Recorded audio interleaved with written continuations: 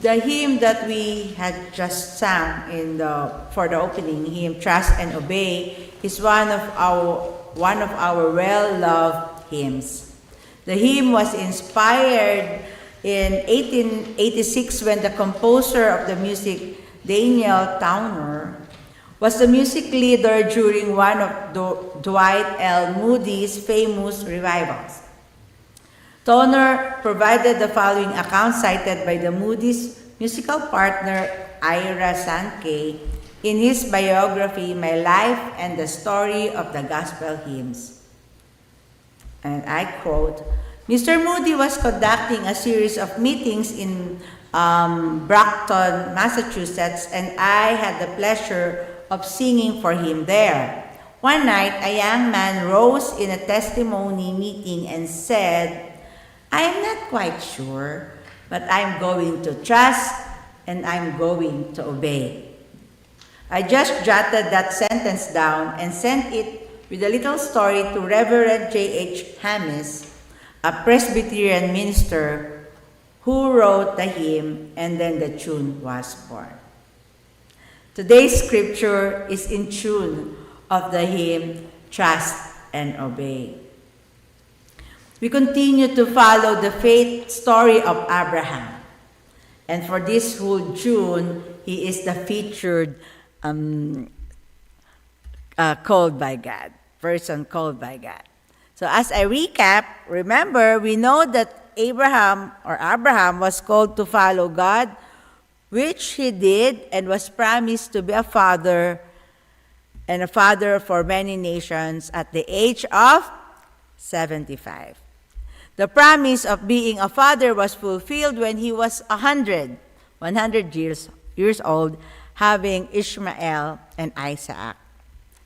Soon after, though, Sarah asked Abraham to send away his son Ishmael and Hagar, the mother, to the wilderness of Beersheba. Abraham was troubled since Ishmael is his son too. Yet he followed God's prompting to send the two to the wilderness with the assurance that they will be taken care of. And so Abraham sent them away with some food and a bag of water. In the wilderness, God rescued Ishmael and Hagar. God provides for Hagar and Ishmael, and trust met with provision. Now, we heard from Genesis 22, Abraham is tested by God. In verses 1 and 2, it says, sometime later, God tested Abraham. He called him Abraham, and Abraham answered, yes, here I am. Take your son, God said, your only son, Isaac, whom you love so much, and go to the land of Moriah. There on a mountain that I will show you, offer him as a sacrifice to me. Throughout Abraham's life, God was actively teaching him to trust and rely on his promise. Now, it is time for a test. Just as a teacher uses exams to assess a student's progress and identify areas for growth, God tests Abraham's faith, not to see him fail, but to deepen his trust and shapes him to what he is called to be.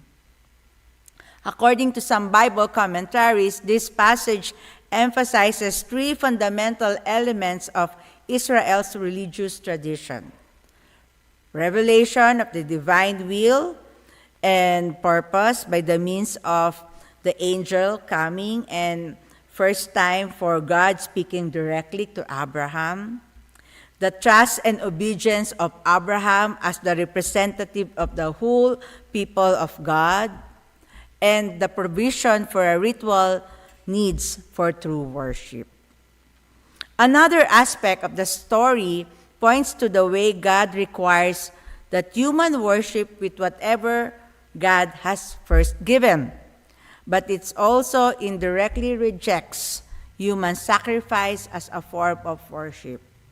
At the time that this passage or this part of Genesis was written, child sacrifice was still a live issue in 800 before Christ era. About the same period when this document was written. So remember, this is not the Bible as it was written. It's not written like a news report. It is written way, way, way back after it had happened. They have oral traditions, and in this portion, it was rewritten in a way pointing out that God does not need human sacrifice. And this passage may have played, according to Bible commentaries, played some part in ending that vicious practice of children's sacrifice. Now, forward, verse 12 to 14 says, "Don't hurt the boy or do anything to him," he said. "Now I know that you honor and obey God because you have not kept back your only son from him." Abraham looked around and saw a ram caught in a bush by its horns. He went and got it and offered it as a burnt offering instead of his son. Abraham named that place, "The Lord Provides." And even today, people say, "On the Lord's mountain, He provides." Abraham trusted and obeyed God. He passed the test. The result was God's provision. Instead of Isaac to be offered as a burnt offering, a ram was provided. A ram in place of Isaac. Looking back at the start of Abram's call, Abraham trusted and obeyed God to go to the place God will show him. The result was God's provision. He had two sons, Isaac and Ishmael, where the community or even themselves doesn't know or didn't even imagine that it will happen, but it did. And if we look back at this story, especially this passage in Genesis chapter 22, and if we see just for imagination, it is a math equation, I can imagine that it will be like this. God's equation is trust plus obey equals God's provision. Same manner in Matthew chapter 10, the passage resonates this equation. Trust plus obey equals God's provision. Verse 40 of Matthew 10 says, "Whoever welcomes you welcomes me, and whoever welcomes me welcomes the one who sent me. Whoever welcomes God's messenger because he is God's messenger will share his reward. And whoever welcomes a good man because he is good will share his reward. You can be sure that whoever gives even a drink of cold water to one of the least of these, my followers, because he is my follower, will certainly receive a reward." Again, according to a Bible commentary, in ancient times, in ancient world, in the ancient world, identity was tied to family and community. It was understood that in showing hospitality, one welcomed not just an individual, but implicitly the community who sent the person and all that they represent. And so if we put it in our time, if you welcome me as a pastor, you are welcoming not only me, but you are welcoming the whole Filipino culture or race. Therefore, welcoming a disciple of Jesus would mean receiving the very presence of Jesus himself and of the one who sent him, God the Father. The disciples who trust and obey God will be received and welcomed as Christ himself. That is the provision given for those who trust and obey. And for those who welcome Christ's disciples will be rewarded. In both ways, those who trust and obey God, whether the recipient or the giver, will both receive God's provision of grace. And so, just like the old saying, but wait, there's more, in God's equation, it expands. Trust plus obey equals God's provision times rewards. In this economy where there would be so many rewards, points, that companies are, or whatever stores are giving people, this is the best reward that we could do. You have to do just two things, trust and obey. And it will equal to God's provision multiplied by rewards. Isn't it in school usually being on top is an aim? I grew up in a system where there are listed every after quarters exam, top 10, top 5. And I would say I am on the top pawn. Top pawn is thrown out. Well, the good news is that every one of us can still be on top today. Top meaning trust, obey, provision. Top, trust meaning leaning on God before even we see the outcome. Abraham followed even if he doesn't know where God will lead him. Abraham followed even though he knew that his son and the mother Hagar will be in the wilderness. Abraham followed God to the point that it's not written if he had some discussion, why are you getting my son back? But what was noted is he willingly offered his son, knowing that it might not come back to him. Yet, Abraham trusted him. Abraham obeyed. He answered God's call. He followed God's leading step by step. Sometimes we are on that way of obeying. Look what happened to Moses. He obeyed, but he obeyed using his own ways. Therefore, they were in the wilderness for 40 years. It's only after that long having his own way, he said, okay, God, I surrender. And there they were, right in front where they should have been. And the best part is God's provision.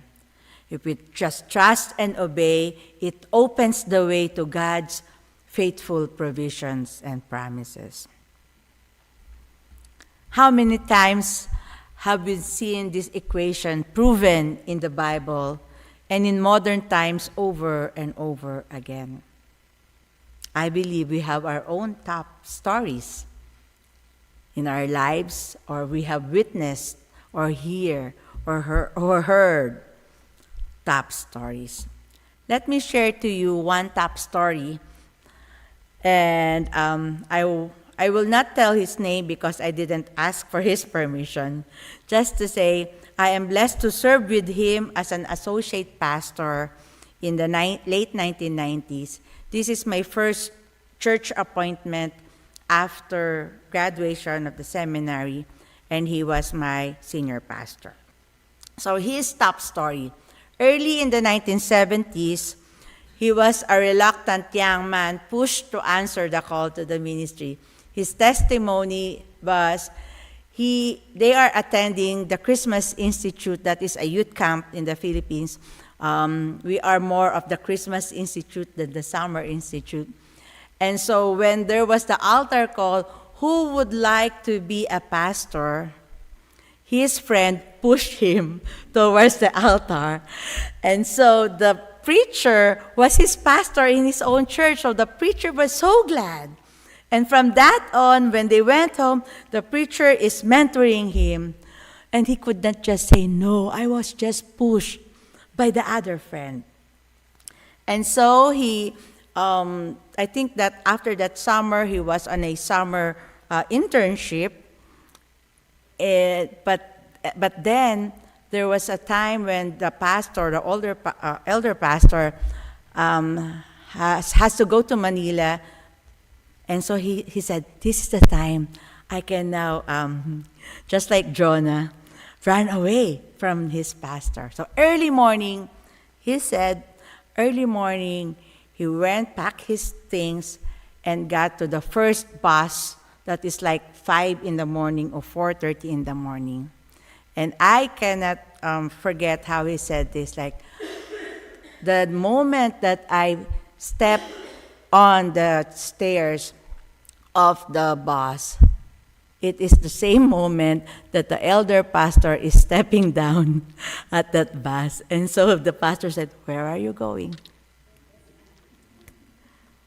So this reluctant pastor trust and obey, and I just imagine that he is echoing what the young man in Dwight Moody's evangelical or revival service had said. I'm quite not sure, but I'm going to trust and I'm going to obey. By the way, that elder pastor, is a relative of mine. He is the same pastor who made that altar call. Though no one pushed me, but he was the same pastor whom I heard God's calling.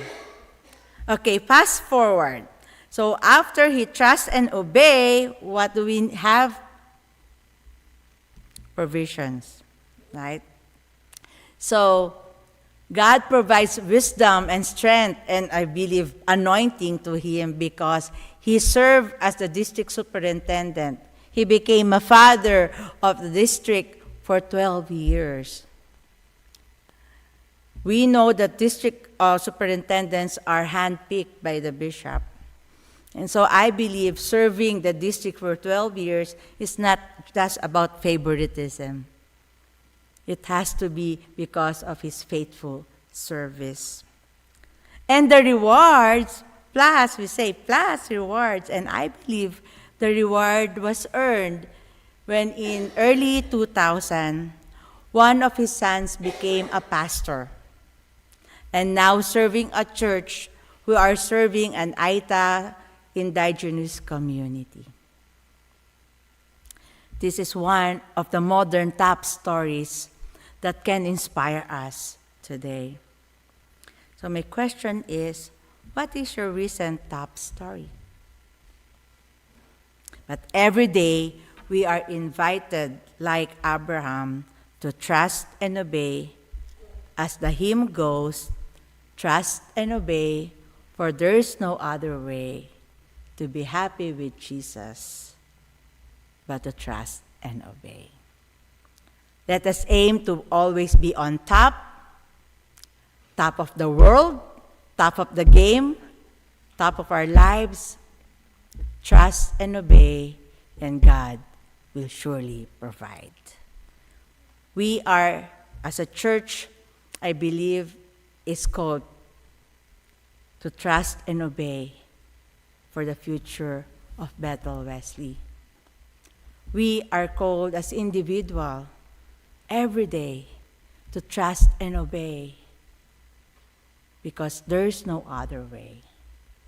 But the promise is this: when we trust and obey, it will always be a happy ending or a happy beginning of our lives.